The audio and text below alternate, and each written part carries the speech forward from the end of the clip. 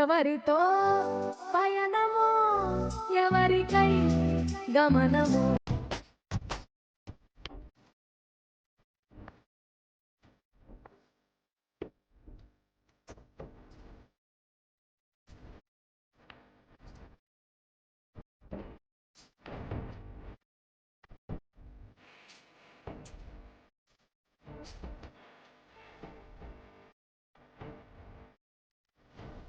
బ్రతుకులో ఒలికిస్తూ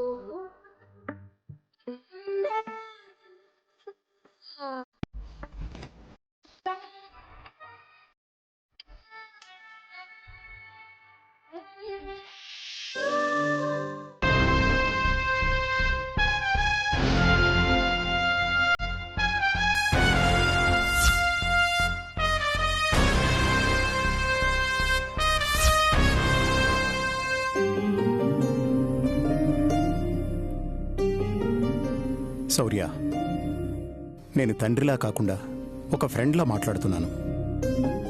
నువ్వులా లేవు శౌర్య. జీవితంలో అన్నీ మనం అనుకున్నట్టే జరగవు. జరిగిపోయిన దాని గురించి బాధపడుతూ ఎప్పుడూ కూర్చోకూడదు. జరగాల్సిన దాని గురించి ఆలోచిస్తూ మూవ్ అవ్వాలి. అంత ఈజీగా తీసుకోలేను నాన్న. కళ్యాణిని ఇంట్లో అందరూ తిట్టినా నేను వెనకేసుకొచ్చేవాణ్ణి. బట్ కళ్యాణికి నా మీద ఎలాంటి కృతజ్ఞత లేకపోగా నా ప్రాణానికి ప్రాణమైన సంపద నాకు దూరం చేసింది. అది గుర్తుకొస్తే నన్ను నేను కంట్రోల్ చేసుకోలేకపోతున్నాను నాన్న. ఒకప్పుడు వాళ్ళమ్మ మన కుటుంబాన్ని విడదీస్తే కళ్యాణి ముక్కలు చేసింది. ఈ 2 అనర్థాలకి సాక్షిగా ఉంది ఆ అనుపమ. ఏంటి, నా కాళ్ళు పడుతున్నందుకు ఫీల్ అవుతున్నావా? ఎందుకత్తయ్య ఫీల్ అవటం?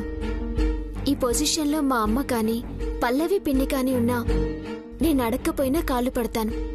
మీరందరూ నా వాళ్ళే కదా అత్తయ్య. మీకు మా అమ్మ మాధురి అంటే కోపం ఉండొచ్చు. ఎందుకంటే పెళ్ళైపోయిన మీ అన్నయ్యని ప్రేమించి పెళ్లి చేసుకుంది. మీ అన్నయ్య మీ కుటుంబం నుండి దూరం కావడానికి కారణమైంది. కానీ నేనేం చేశానత్తయ్య? నా మీదెందుకు మీకింత కోపం? నేను మీ అబ్బాయిని పెళ్లి చేసుకోలేదు. మీ అబ్బాయి ఊరందరి ముందు బలవంతంగా నా మెళ్ళో తాళి కట్టాడు. అన్యాయం జరిగింది మీ అబ్బాయికి కాదు, నాకు. అయినా మీరు శిక్ష నాకే వేస్తున్నారు. ఎందుకత్తయ్యా? ఎందుకంటే నువ్వు మాధురి రక్తానివి కాబట్టి, ఆ అనుపమకి దత్తపుత్రికవి కాబట్టి. ఆ అనుపమ వల్ల, నీ వల్ల మా అమ్మ చాలా సార్లు నా మీద చేయి చేసుకుంది కాబట్టి, నాకంటే మీ ఇద్దరికి విలువ ఎక్కువిస్తూ వచ్చింది కాబట్టి, ఇంకా ఇంకా చాలా చాలా ఉన్నాయి. నీ కారణాలు నీకు చాలా ఉండొచ్చు శౌర్య. కానీ నిజానిజాలేంటో పూర్తిగా తెలియకుండా ఏ న్యాయస్థానం శిక్ష వేయదు. అంతెందుకు, నువ్వు కూడా ఎంక్వైరీ చేసే కదా దోషిని శిక్షిస్తావు. కానీ కళ్యాణ్ విషయంలో మాత్రం ఎందుకు నేరం రుజువు కాకుండా శిక్ష వేస్తున్నావు? నేను మారను. నా కొడుకు చేత రోజు ఇలాగే శిక్షలు వేయిస్తూ ఉంటాను. చూద్దాం, ఒక 5-6 ఏళ్లకేమైనా నా మనసు మారి నీ మీద జాలి కలుగుతుందేమో.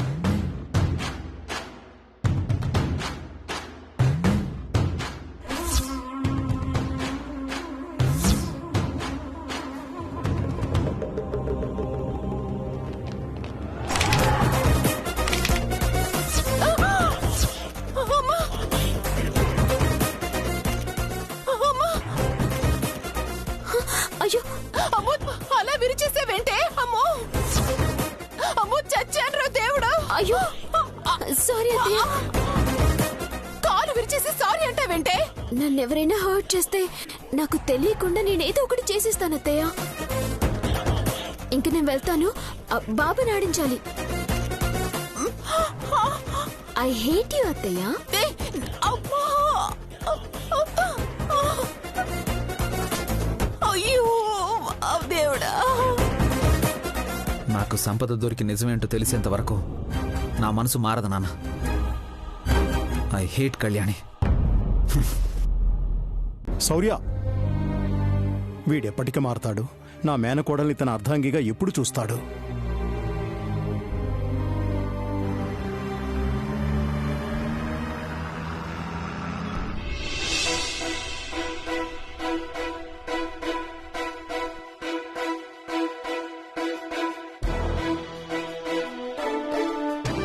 Rolling, ready sir.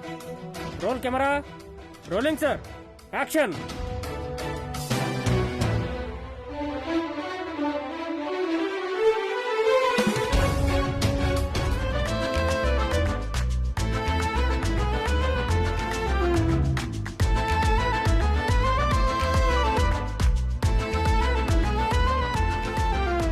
మేనేజర్ ఎక్కడ ఉన్నాడు?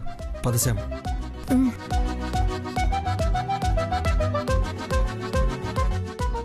నమస్తే సార్. నమస్తే. హేలీ నా ఫ్రెండ్ సంపద సార్, హీరోయిన్ క్యారెక్టర్ చేయాలనుకుంటుంది. ఎన్నప్ప సామి, మోడ్రన్ డ్రెస్లో వస్తేనే అంతంతగా ఉంటారు. మీ ఫ్రెండ్ చీర కట్టి వచ్చింది, థాయ్ తారీవులి. అర్థం కాలేదా? చీరలో పిల్లల తల్లిలా కానస్తాంది. హీరోయిన్ అంటే మా మెంటల్ డైరెక్టర్ కోపడతాడయ్యా. కట్ కట్, ಏನೋ యాక్ట్ ಮಾಡಿದ್ರು. హలో, క్యారెక్టర్ ఉందా లేదా అది చెప్పు. శామ్ ఊరుకో, కూల్. ఏమి కోపమా? నో సార్, అలా ఏం లేదు. మీ స్టోరీలో హీరోయిన్కి పెళ్ళై ఉంటుందన్నారు కదా సార్, అందుకే శారీలో వచ్చింది. కథలో పెళ్ళయింది సరే, ఈ బిడ్డని చూస్తా అంటే బిడ్డను కన్నా తల్లిలా కానస్తాంది. Useless fellow. ఏమన్నది? ఆహా, ఏం లేదు సార్, ఏం లేదు. సరే సరే, మోడ్రన్ డ్రెస్ లో ఫోటోలు దిగి వాటిని తీసుకొని రండి. పో పా పో. అలాగే సార్. శామ్,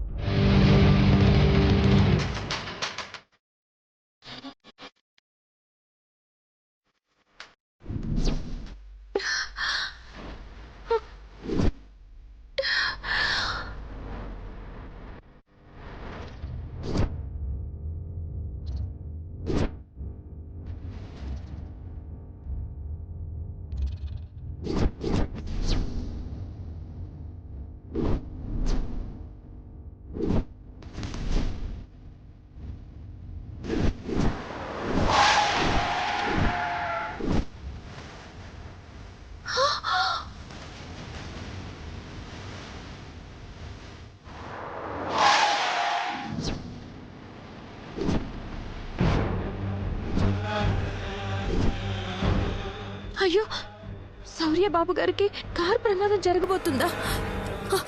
ఈ గండని ఎలా అయినా ఆపాలి. అయ్యో విశాలక్ష్మ తల్లి, ఈ ఆపద నుంచి కాపాడే మార్గం ఏముంది?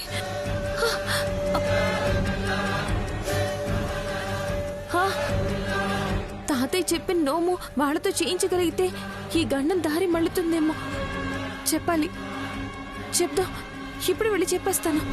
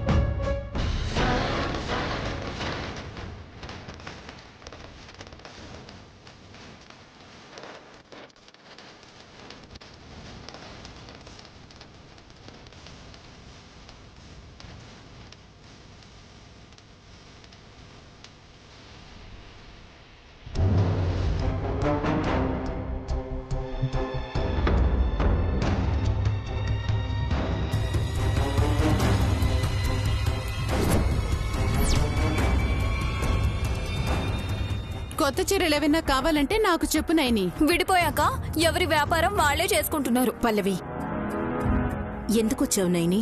నాకేం వద్దమ్మగారు, మీకే కావాలి. కొత్తగా పెళ్ళైన కళ్యాణమ్మ గారి నుదుట కుంకుమ నిలవాలి.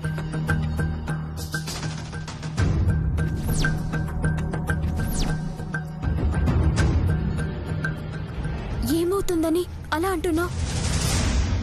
నీకు త్రినేని గురించి తెలీదు. ఆపదలు గాని గండాలు గాని వస్తుంటే తను ముందే చెప్పేస్తుంది. నైని, ఏదైనా ప్రమాదమా? అవునమ్మా, సౌర్యబాబు గారి కారు ప్రమాదానికి గురవబోతుంది. ప్రమాదానికి గురవబోతుంది. ప్రమాదానికి గురవబోతుంది.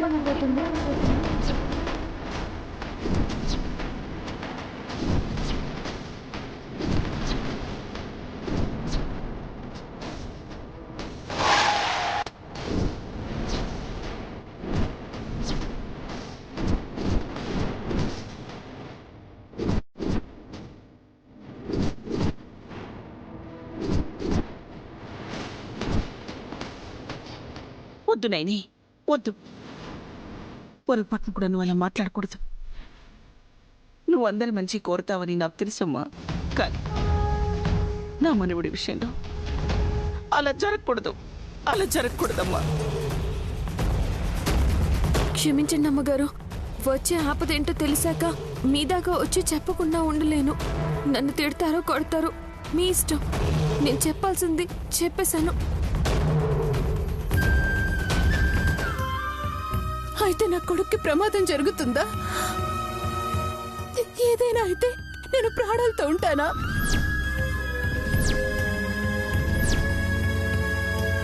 అత్తయ్య, తను అలా అనగానే జరుగుతుందా?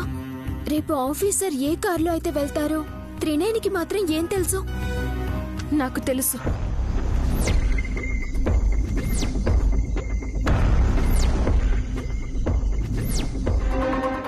నీకు చదువు రాదు కదా? రాదు, కానీ అక్షరాన్ని ఆరాధిస్తాను. ముగ్గులా అవతరించేలా చేస్తాను.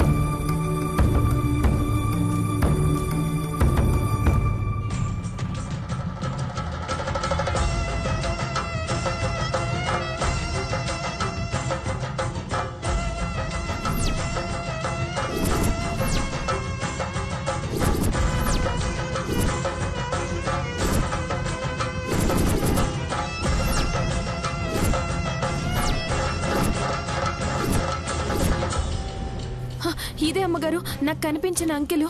సౌర్య వెళ్ళిన కార్ నెంబర్ ఇదే.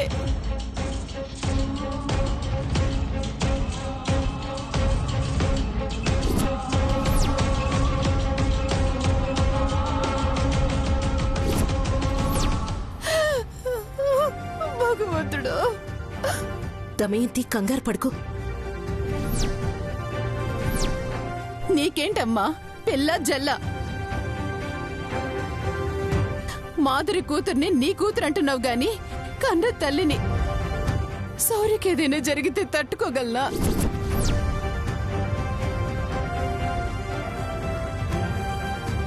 నైని, నువ్వు చెప్పు నైని, ఈ గండానికి పరిష్కారం లేదా? ఉందమ్మగారు, చిత్రగుప్తుని నోము చేయాలి.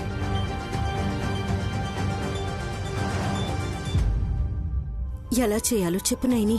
తనకి తెలుసా? శాస్త్రి గారి మనవరాలు తను. ఊళ్ళో పూజలు శుభకార్యాలన్నీ వాళ్ళ తాతయ్యే చేస్తారు. ముందు పరిష్కారం చెప్పు. ఎడ్లు తొక్కని వడ్లు 5 కొంచాలు గంపలో పోయాలి. అందులో గుమ్మడి పండునుంచాలి.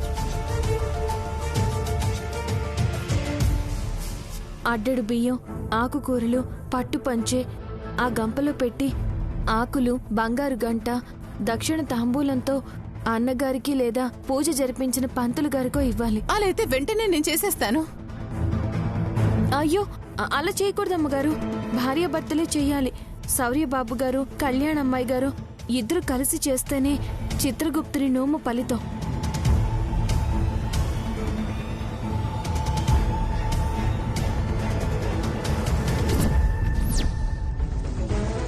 నా కొడుకు మళ్ళీ కళ్యాణి పక్కన భార్యాభర్తలాగా కూర్చొని పూజ చెయ్యాలా?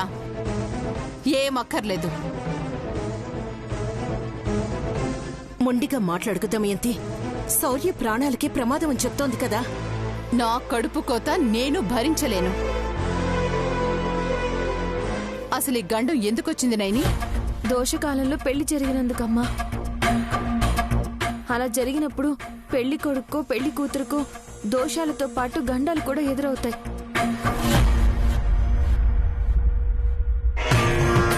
అవును, మా తమ్ముడు చేసుకోవాల్సిన పిల్ల శౌర్య చేసుకున్నాడు. పల్లవి, నువ్వు ఆగు. చెప్పావుగా నైని, ఏ స్వామీజీనో బ్రతిమ్లాడి వేరే పరిష్కార మార్గం ఉందేమో చూసి చేయిస్తాలే. కాని నా కొడుకు మాత్రం కళ్యాణి పక్కన కూర్చోడు. ఎలాగైనా ఈ గండం పోయేలా నేను చూసుకుంటాను. ఎన్ని గండాలున్నాయో ఏంటో. ఇంకా ఏదో చెప్పాలనుకుంటున్నావు కదా నైని, చెప్పు. ఏమిటో చెప్పు. ఆ చిత్రగుప్తుని నోము చేసేటప్పుడు కూడా శౌర్యబాబుకి గండాలు ఎదురవుతాయి.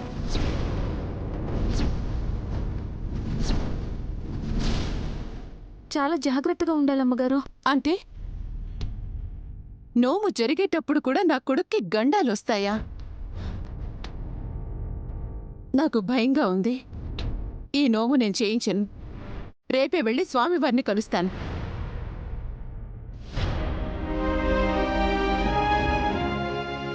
అమ్మగారు, వదినా, అమ్మగారు నా మాట వినండి. అమ్మగారు, అమ్మగారు, అమ్మగారు నా మాట వినండి. అమ్మగారు,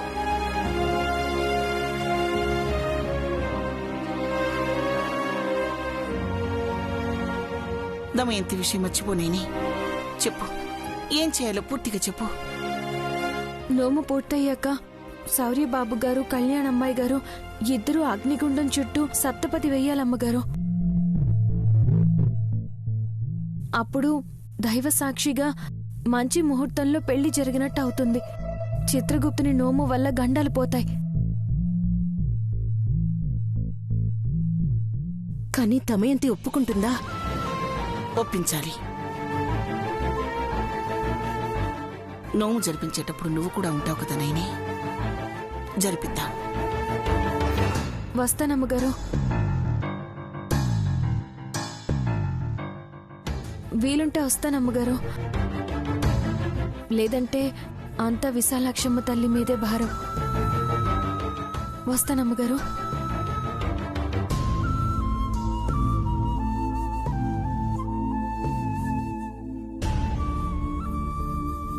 భగవంతుడా,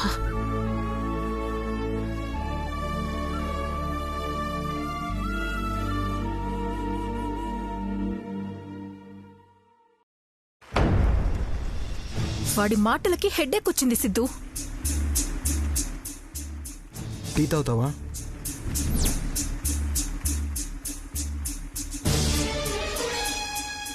నువ్వు టిఫిన్ చేశాక టీ తాగుతావు కదా, ఉండు ఇప్పుడే తీసుకొస్తాను.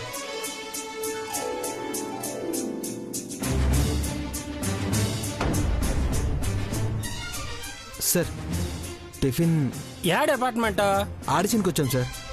పోయా పో.